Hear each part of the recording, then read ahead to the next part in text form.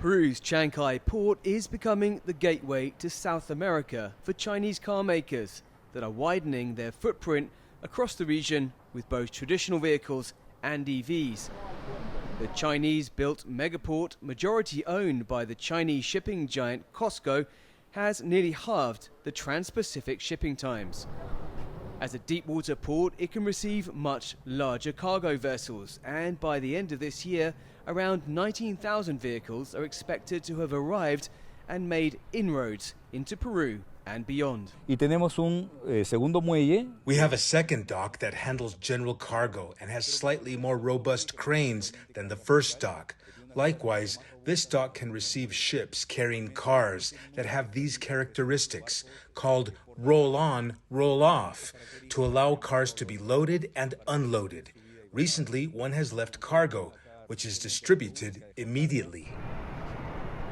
The fully automated port was inaugurated at the end of last year by Chinese President Xi Jinping and then Peruvian President Dina Boluarte, following its hosting of the Asia-Pacific Economic Cooperation Leaders Meeting. You won't find a Tesla showroom in Lima, at least not yet, but you will find many which are showing Chinese models like this BYD, as well as Wuling and Dongfeng. And most of all, the cars are EVs or hybrids. Electric car sales are growing at historic levels in South America. In the Peruvian capital Lima, distributors vary. Some, like Pangu, deliver different brands and models to order.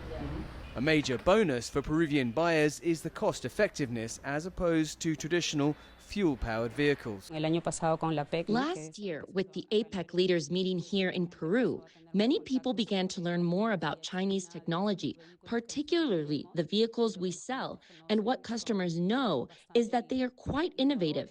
The technology they have is cutting edge. The designs are very modern, so they are actually quite attractive to customers.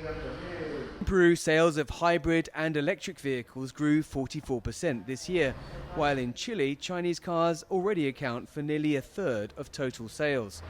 Even so, EVs are just a fraction of the new cars sold in Peru so far this year. Currently in Lima, there are only about 40 charging stations, and nationally there are a similar number. So most people who buy electric cars have their hands tied because they don't know if they're going to find a charging station to recharge the battery. So that's a very big obstacle for them.